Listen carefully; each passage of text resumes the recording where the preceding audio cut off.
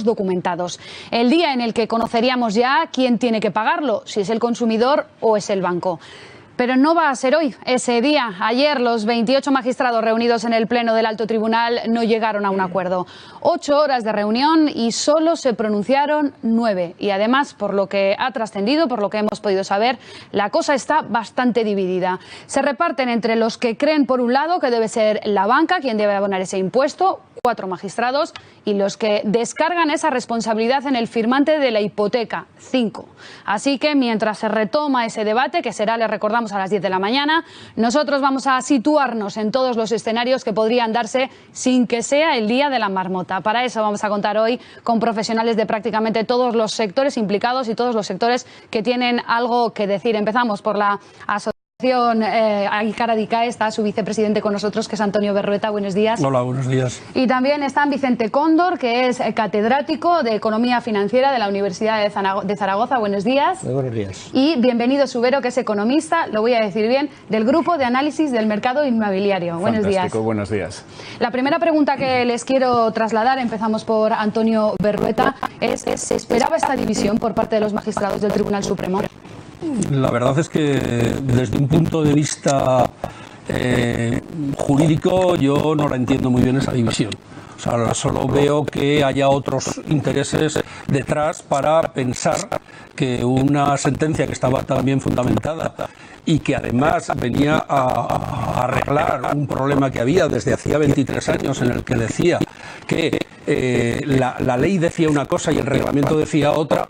Creo que no se esperaba, por lo menos nosotros no esperábamos que hubiese esta diferencia de criterio en algo que, insisto, creo que es un tema meramente jurídico y además para nosotros bastante claro. Estamos hablando de la sentencia sobre actos jurídicos documentados, que es la que trata el Supremo esta mañana y la de ayer.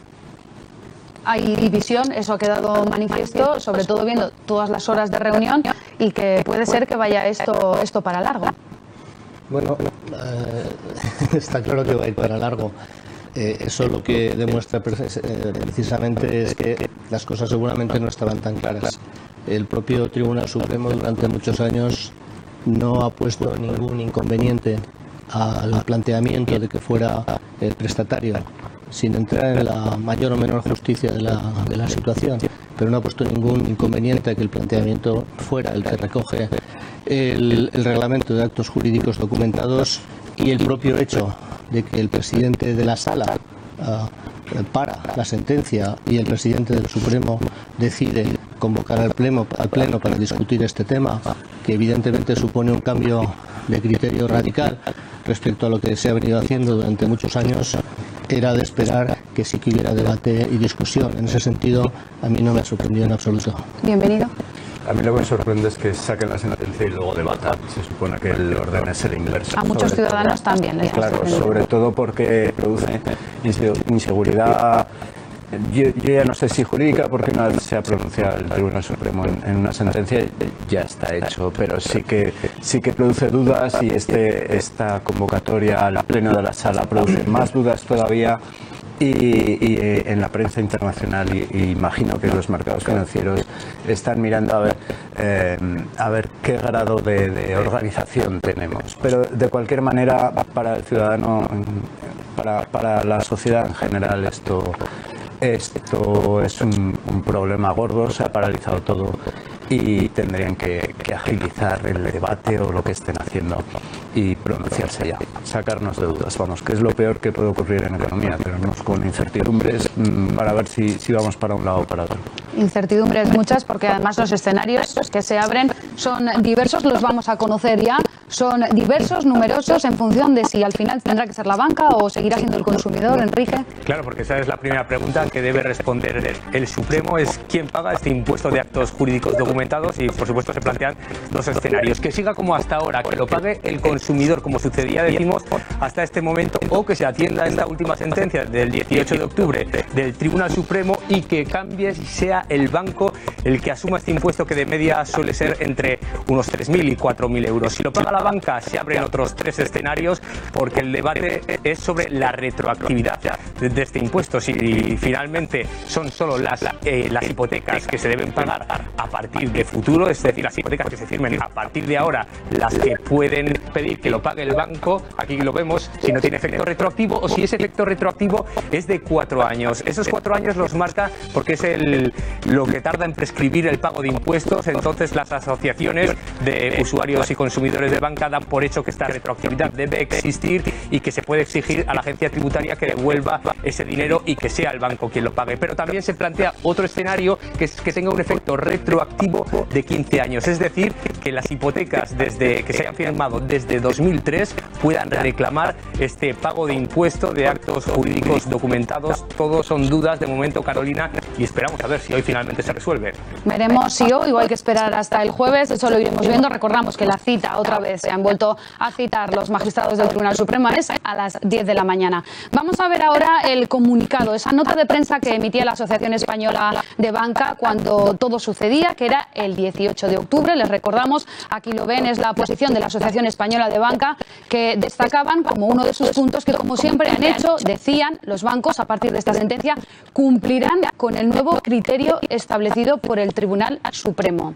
Quedó en suspenso esa decisión del Tribunal Supremo. Ahora estamos en estas, otra vez, viendo a ver qué deciden finalmente, pero ya hemos escuchado a algunos responsables. Ayer, por ejemplo, decía el consejero delegado de BBVA, Carlos Torres, que, por ejemplo, decía que no se puede penalizar a quien ha cumplido este tiempo. Eso lo decía por parte de la banca. ¿Es entendible esta posición de la banca? Bueno, es lógico que la banca intente pagar lo menos posible. Eso es así y hasta cierto punto es un negocio, intentar tener los máximos beneficios. Pero yo creo que no estamos diferenciando claramente las dos situaciones. La banca dice, pero se refiere exclusivamente a lo que es el impuesto. Hay una sentencia del año 2015 del Tribunal Supremo en la que ya se marca que la cláusula es abusiva, la cláusula que indicaba que el ciudadano o al que le prestan el dinero tiene que pagar todos los gastos que ocasiona la hipoteca. Eso ya está juzgado y está claro que no tiene que ser. De hecho, ya no se cobra todo al que pide el dinero. Aquí estamos hablando solamente de los actos jurídicos documentados. Quiero decir que sigue siendo una cláusula abusiva y por lo tanto nula la cláusula en la que dice que los bancos tienen, que el ciudadano tiene que pagar todos los gastos ocasionados por el préstamo. Es decir, que este punto sería considerado una cláusula abusiva ya. No, lo que es abusivo es que todos los gastos los tenga que pagar el ciudadano. O sea, eso es lo que es abusivo y está declarado en sentencia por el Tribunal Supremo. Ahora estamos tratando solamente, en esta sentencia, solo se trata el impuesto de actos jurídicos documentados. Que, insisto, el impuesto de actos jurídicos documentados estaba mal redactado el reglamento porque se obligaba a pagar al ciudadano cuando realmente tenía que haber sido el banco. Y eso es lo que trata esta sentencia de paliar, que no estamos hablando de una sentencia, que son 3 sentencias las que hay en estos momentos. Sí, lo que tiene que dejar ahora el Tribunal Supremo es doctrina. Y parece que está claro, y por todos parece que va a ir por esa línea, es que el reglamento se va a cambiar. Y a partir de este momento, el que tiene que pagar el préstamo hipotecario, los impuestos del préstamo hipotecario, va a ser el banco. Eso parece que está claro y más o menos definido. El tema de la retroactividad, hay diferencia, porque si estamos hablando de que es abusiva la cláusula, por lo tanto es nula, y no es como si no estuviera puesta, estaríamos hablando de una retroactividad, como ya nos ha dicho Europa en las cláusulas suelo, sin ningún límite. Es desde decir, el momento no que se los firmó. últimos 4 años, no es los últimos lo que 4 se años, está sino diciendo. Porque esos últimos 4 años es un tema fiscal meramente, que son unos ingresos indebidos que es en este impuesto y en cualquier otro. Quiero decir que debemos un poco clarificar eso para que nos situemos todos en el punto que estamos.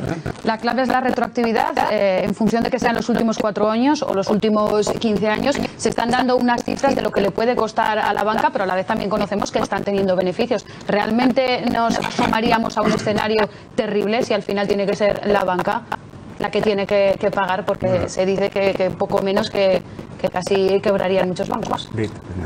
No creo que llegue la sangre al río. El problema de verdad es que primero debe de devolverlo la administración, que es la que ha cobrado, y luego en todo caso la administración ir contra contra los bancos, a reclamar ese importe que acaba de devolver al ciudadano o que está devolviendo al ciudadano. Esto abre más problemas que el problema de la solvencia de la banca, que no nos interesa, por otra parte, a ninguno en este país en este momento. Bienvenido, yo creo que la solvencia de la banca de este país nos interesa a todos. No, que no nos interesa tocarla, quería decir. Vale. No que se... No, por favor. Vamos, yo creo que a pesar de todo lo que se dice de la banca y que no está de moda, o mejor dicho, está de moda anatemizarla, yo creo que cumple un papel muy importante en la economía. De todas formas, me parece que no tiene nada que ver el caso que se está juzgando ahora, que interviene el Tribunal Supremo, con otros anteriores. Aquí no hay cláusulas abusivas, es un cambio de criterio. Es un cambio de criterio que implica el que, mientras que durante X años, 23, 30 años, el sujeto pasivo ha sido el cliente del banco, en este cambio de criterio pasa a ser la entidad bancaria. Es un cambio de criterio, que si así se decide, pues habrá que asumirlo, te guste más o menos. Pero lo que en ningún caso creo que se pueda hablar es de abuso, porque lo que ha estado haciendo la banca, y esto me parece que no cabe ninguna duda, ha sido aplicar estrictamente lo que decía la norma. Entonces no se puede hablar de ninguna manera de abuso, podrá gustar más o podrá gustar menos, pero lo que ha hecho la banca ha sido aplicar la norma. Y esto me parece que también hay que entenderlo. Si se decide cambiarlo, habrá que cambiarlo. Y si se está aplicando la norma, en mi opinión, yo no soy jurista, pero en mi opinión, me parece que no tiene ningún sentido la retroactividad, porque cuando se está aplicando una norma legal en este país y con carácter general, y salvo excepciones muy puntuales, no existe la retroactividad. La retroactividad en la aplicación de las leyes, cuando se aprueba una ley, una norma, se aplica en adelante, no hacia atrás. Por lo tanto, me parece que esto no tendría sentido. Es mi opinión y no soy jurista. Una cosa más respecto a los costes. Los costes para la banca, evidentemente, implicaría un esfuerzo que me gustaría, si hay tiempo, decir que no se trata solo del coste que va a tener, sino las implicaciones que para el sistema financiero va a tener de carácter indirecto. En este país han sufrido un proceso de concentración muy importante en el sistema financiero y medidas como esta empujan en la dirección de más concentración, lo cual me parece que al final no es bueno para los consumidores. Tenemos en este momento un sistema bancario con 11 entidades. Nos estamos acercando a una situación de oligopolio y cualquier situación y cualquier decisión que empuje en una reducción de la oferta al consumidor me parece que no es bueno. Vicente, un matiz solo. Cuando dice que la banca ha aplicado la norma, pero la norma también establece que se le tenía que aplicar al consumidor, claro, que era quien tenía que pagarlo al consumidor. El artículo, no sé, 68 del reglamento establece claramente que es el prestatario quien tiene que pagar ese impuesto. Si ahora se cambia, pues estupendo, pues tendrá que pagarlo quien diga la norma que tiene que pagarlo, pero así ha sido. Y además, durante estos años, no es que la norma fuera esta, es que ha habido muchas intervenciones por asuntos por parte del Tribunal Supremo que no ha puesto ninguna pega a esta situación. Entonces, no es de extrañar que al producirse este cambio de filosofía del Tribunal Supremo, pues se produzca este revuelo, que en lo que sí que estoy de acuerdo es que desde luego no es bueno para el Tribunal Supremo y tampoco es bueno para el país que una institución como el Tribunal Supremo entre en una situación tan discutible. Pues uno de los lugares donde más pendientes está de la decisión del Tribunal Supremo es el juzgado. En la Ciudad de la Justicia de Zaragoza está Pablo Ruiz, que es decano del Colegio Oficial de Procuradores de Zaragoza. Pase lo que pase, las asociaciones de consumidores animan a reclamar en los juzgados. ¿Será posible hacerlo? Muy buenos días, Pablo. Hola, buenos días. Una puntualización, es Pablo Marín, no Pablo Ruiz. Le hemos cambiado el nombre, disculpe. Nada. A ver, la situación, indudablemente estamos a la espera de lo que decida el Tribunal Supremo. La cuestión es si se pronunciará hoy o la espera será mayor. Indudablemente la opinión que tenemos más centrada es que se va a pronunciar a favor, indudablemente, de que paguen las entidades bancarias. La cuestión será determinar después si hay una retroactividad y a qué periodo de tiempo afecta esa retroactividad. ¿Y dónde tendrán que reclamar? Estamos a la espera de la decisión. Sí, a la espera estamos, a ver si se produce cuanto antes. Si hubiese una retroactividad de 4 años, indudablemente pues habría que ver a quién reclamar, pero en principio serían a las haciendas públicas. La cuestión es que es un impuesto cedido a las administraciones de las comunidades autónomas y habría que ver también a quién acudir, si a las comunidades autónomas o directamente a la Hacienda Nacional. Indudablemente los bancos ya han dicho que ellos cobraron en base a que ellos no asumieron el pago en base a una norma vigente y que en esos momentos era legal, y que por supuesto consideran que a quien habría de reclamar el ciudadano sería la Hacienda. ¿Se tendrán que especializar juzgados, como ya pasó en 2017 con el tema de las cláusulas suelo? Hombre, indudablemente, si hay que reclamar a la Hacienda, primero habría que abrir una vía administrativa y después, si no se atendía en vía administrativa, habría que ir a la vía contencioso administrativa. La verdad es que es muy pronto para decir si habría que crear juzgados especializados o si la carga de trabajo en los juzgados de lo contencioso administrativo, si hubiese que ir hubiese que reclamar a Hacienda, sería mayor. Por eso es muy prematuro hablar de una mayor carga de trabajo por parte de los juzgados. ¿Y podría suceder también aquí que la doctrina del Supremo diga que no tiene efecto retroactivo y que luego Europa le quite la razón, como sucedió en las cláusulas suelo? Sí, pero es que en las cláusulas suelo lo que habló es de una retroactividad a 2013. Y después fue cuando se pronunció Europa y dijo que no se podía limitar a las cláusulas suelo desde el 2013. En este caso, al no haber una retroactividad, no sé hasta qué punto Europa se podría pronunciar en el sentido contrario. Sería cuestión también de si alguien plantea una cuestión de perjudicialidad y se le base al Tribunal de Justicia de la Unión Europea. Bueno, pues veremos lo que pasa. En primer lugar, lo primero que tiene que suceder es la decisión del Supremo. Por supuesto. Hasta que no se pronuncie el Supremo, los escenarios son múltiples y desde luego no podemos hablar de una clara de hacia dónde vayan a ir las cosas. Muchas gracias por atendernos, Pablo Marín. Ahora sí, Pablo Marín, decano del Colegio de Procuradores de Zaragoza. Muy buenos días. A vosotros. Claro, ese es otro escenario, que finalmente Europa pudiera rectificar la decisión que tomará aquí y la doctrina que fijará el Tribunal Supremo. Ya que estamos hablando de tantos escenarios, ese podría ser otro. Nunca se sabe, pero yo lo que quería era distinguir que la situación actual, con la situación que se debate ahora, no tiene nada que ver con la que se debatía con el tema de las cláusulas suelo. En las cláusulas suelo lo que se produjo es, en una parte de los afectados por las cláusulas suelos, una parte, una situación de abuso o de falta de transparencia, o si quiere, llámele de engaño. Y esto es lo que generó la apertura de estos expedientes y la apertura de las reclamaciones y que Europa, es decir, no se estaba cambiando una norma. Y aquí lo que estamos haciendo, o lo que si es que queda así, si la decisión del Tribunal Supremo es cambiar el sujeto pasivo del impuesto, se está cambiando una norma. Entonces son cosas completamente distintas. Son distintas. Lo que sí que es cierto es que hay muchas personas con la documentación preparada, que está lista para acudir a los juzgados. Una de ellas es Esther Ramillete. ¿Qué tal? Muy buenos días. Esther, ¿piensa usted acudir al juzgado sea cual sea la decisión del Supremo? Por supuesto que sí, que acudiré al juzgado. Tengo todos los papeles preparados, como bien has dicho, y desde luego sí que pediré la devolución.